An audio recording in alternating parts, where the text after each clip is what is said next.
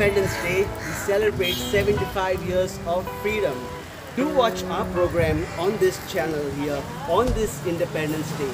Happy Independence 75. August is the month of the celebration of freedom. We in India commemorate the freedom of self-rule that we received in 1947 after an epic struggle. The leaders of our nation fought for this great privilege as they paid a heavy price with many sacrifices over a long period of time. This freedom that our nation enjoys is the fruit of their determined efforts. We are no more enslaved to any foreign domination. It is noteworthy, however, that Mahatma Gandhi, the father of our nation, who led the independence movement, had a higher vision of freedom. He insisted that our country should be struggling not only for political freedom, but rather every Indian citizen should continue the struggle for liberation from all inner constraints of evil powers. He explained that when all our countrymen have achieved this freedom, the political freedom will fall into our lap like a ripe fruit. He envisaged the independence struggle as an ongoing movement that should be taken up within the heart of every Indian.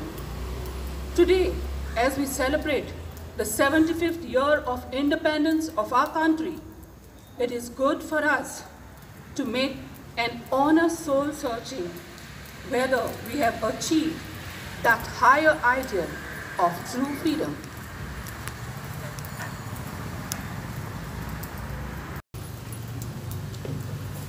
Thank you, Father, and thank you, sir. Now I request Atikas to conduct the prayer service.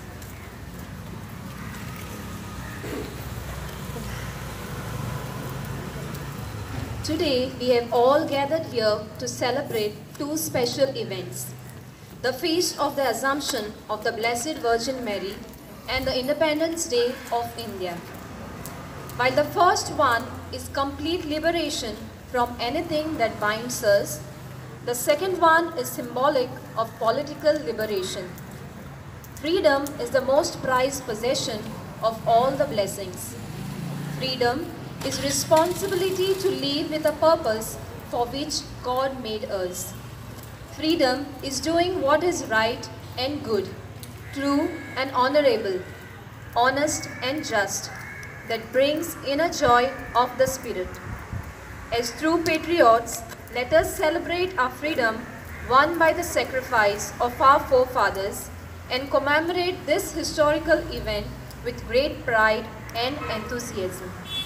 Keeping this thought in mind, let us now begin with the prayer service. In the name of the Father, and of the Son, and of the Holy Spirit. Amen. From the Gospel of Luke, chapter 1, verses 39 to 45. Having learned from the angel that she will give birth to the Son of God, Mary hurries to visit her pregnant relative Elizabeth in the hill country. The intimate conversation that follows portrays Jesus as more important than John.